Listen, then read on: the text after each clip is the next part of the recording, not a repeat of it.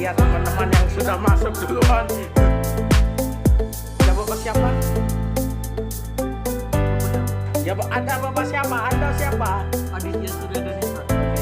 Bukan, dia dari. Di sini ada 4 kasur. Gila. Nah di sini ada TV, panas air. Apa lagi lalu Pak aku? Oh iya, wifi gratis kalau colokan. Ada handuk dan sandal.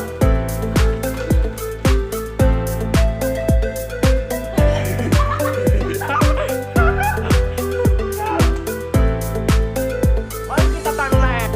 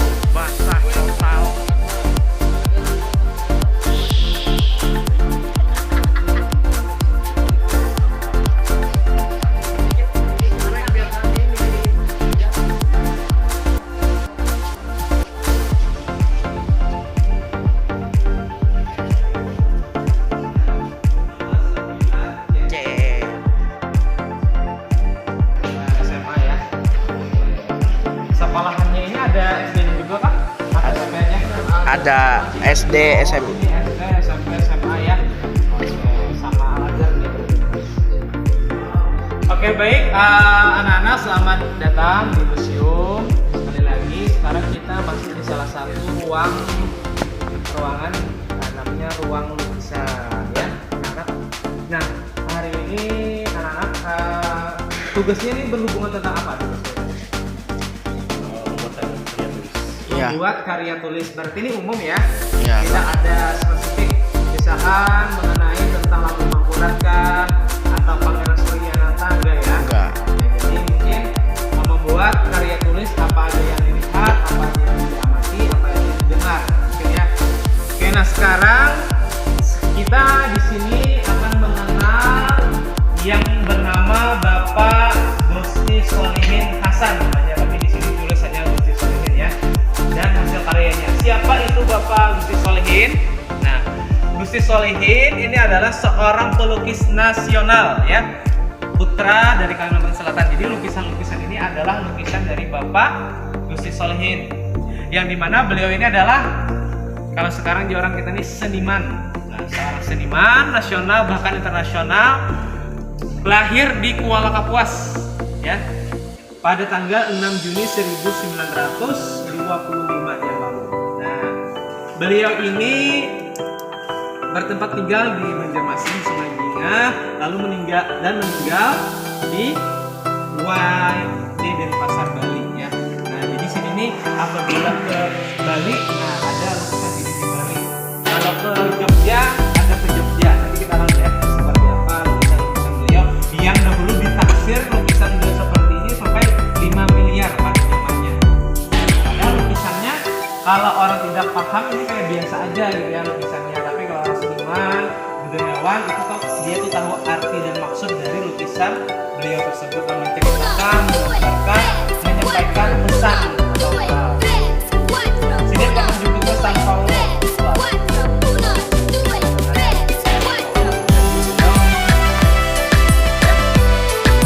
Nah, beliau ini adalah pelukis yang sekelas pelukis nasional juga yang bernama Pak Apandi.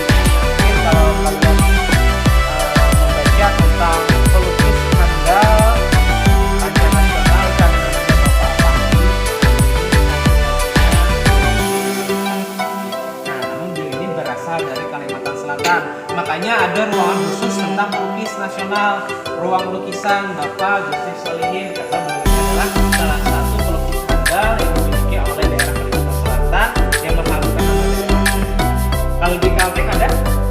Di Kalimantan? Mudah-mudahan nanti kalian tahu. Kalau ada yang kenal apa Museum Provinsi Kalimantan Tengah? Belanga. Terusnya ada biasanya kita ada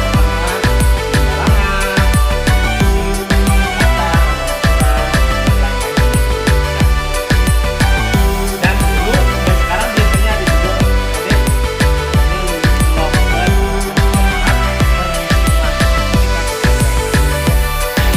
kalian biasanya bisa ikut tuh apabila nanti di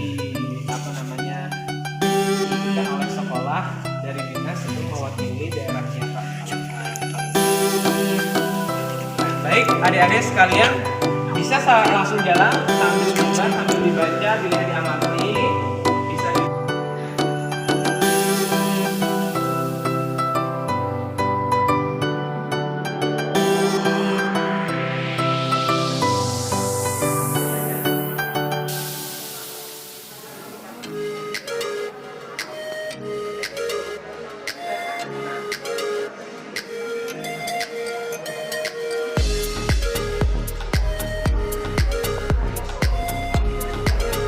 yang dimana di ruang kebudayaan ini di sini kita akan mengenal macam-macam kekayaan hutan Kalimantan yang dimiliki oleh Kalimantan Selatan. Mungkin di Kalteng juga banyak kekayaan hutannya ya.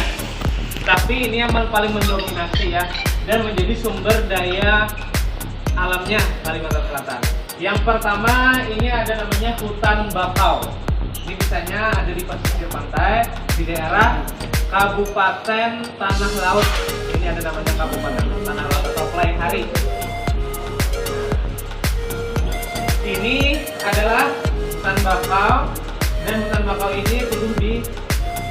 dia ini dari Tanjung dan Pantai Tanjung. Pernah aja jalan wisata Pantai Tanjung. Nah ini binatangnya asli anak-anak, namun diawetkan ya.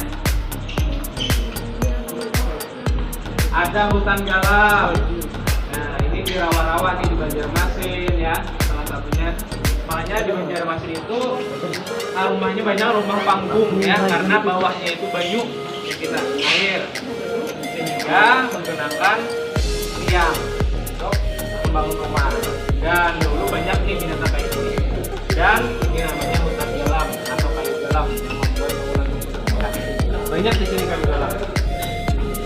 Dijadikan sebagai sumber daya alam atau mata pencaharian. Itu di sini ada tulisan lambannya ya di sambil juga. Ini diawetkan. Iya diawetkan. Ini ada kalau orang bahasa Indonesia ini adalah ular piton. Kalau bahasa Banjarnya ular sawah. Kalau di Noteng apa? Sawah juga. Sawah juga. Kalau ini ular kobra, tapi kalau bahasa Banjarnya ular sambur. Karena ini menyembur usahanya kan. Ini binatangnya asli ya. Kalau kita lanjut ke dataran tinggi, ini ada namanya hutan ulin. Ini adalah namanya ada biasanya di dataran tinggi Pegunungan Meratus. Kawan ini sering pernah mendengar Pegunungan Meratus ya. Ini adalah kaki bumi untuk menahan air ya supaya tidak banjir.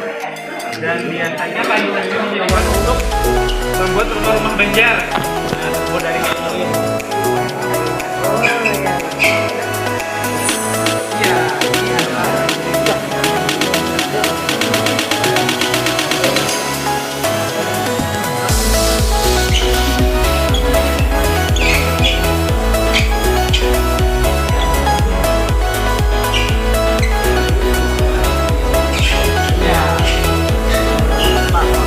teksturnya apa aja?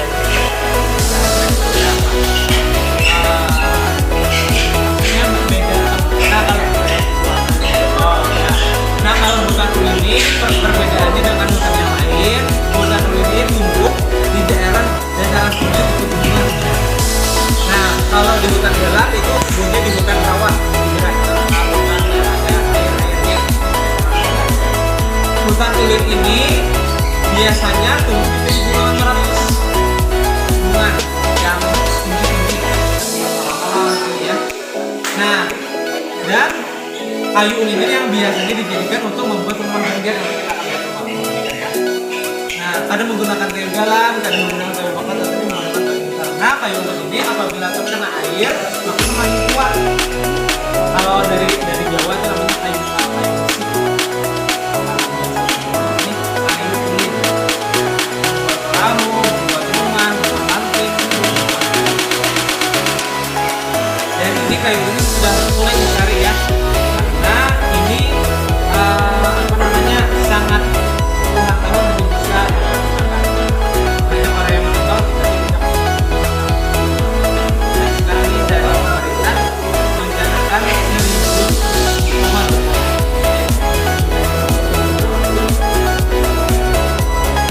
Nah tekniknya ini kalau pesisir pantai.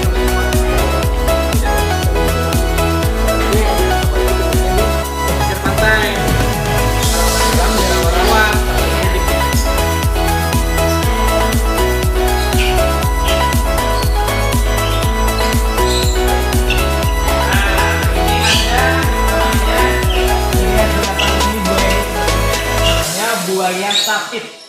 Kira-kira tahu nggak kenapa jadi namanya buaya sapit? Ya karena macamnya. Kalau diprediksi kan lebih lebar. Jadi, tapi kalau di darat itu buaya.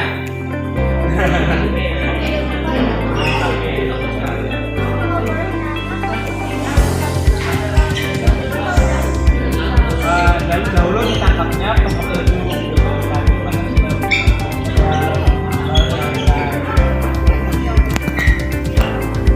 Jadi pas kesini dulu, pas ditangkap di iya, iya.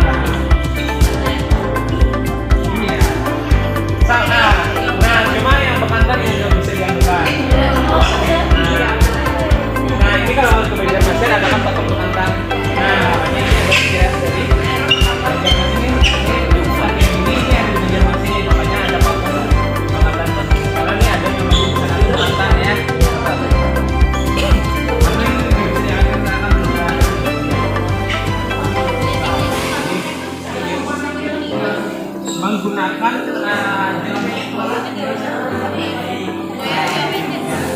Namanya ada perawatan ini.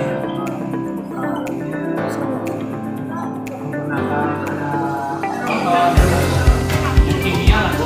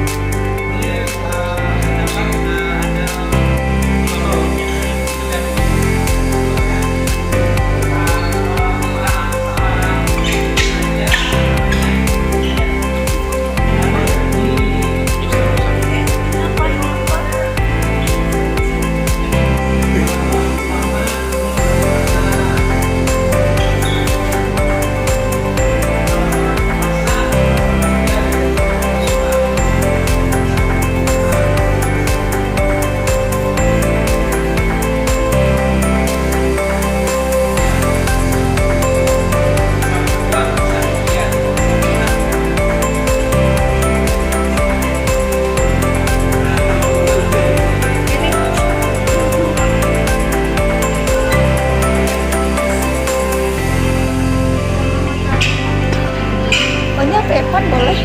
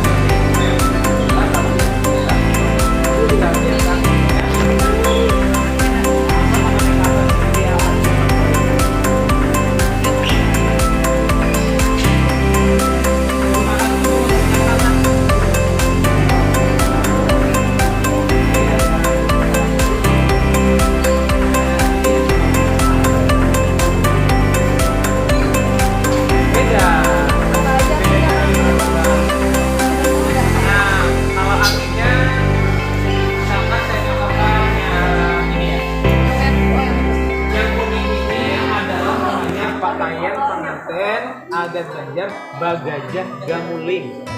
Pakaian pengantin adat Banjar Bagajah Gamuling yang dahulu dipakai oleh seorang keturunan raja atau seorang penguasa, sultan kah, raja kah, saudara raja kah, dan tidak boleh selain itu. Nah, kenapa jadi warna kuning? Karena dulu warna kuning ini melambangkan sebuah kebudayaan sekali. Dan ini menggunakan motif namanya kaki seribu atau bahasa lainnya halilintar. Kenapa menjadi halilintar? Karena dipercaya bahwasanya halilintar ini menggambarkan salah satu sebagai psikologis karakter Halilintar ini tidak diganggu, maka dia tidak akan mengganggu orang. Misalkan ada orang luar Kalimantan, Jawa, Sumatera kan datang ke sini pindah, orang itu baik, maka orang Banjar itu biasanya baik. Nah, Halilintar juga demikian. Halilintar kalau misalnya dia jalan, kalau dia ganggu, maka dia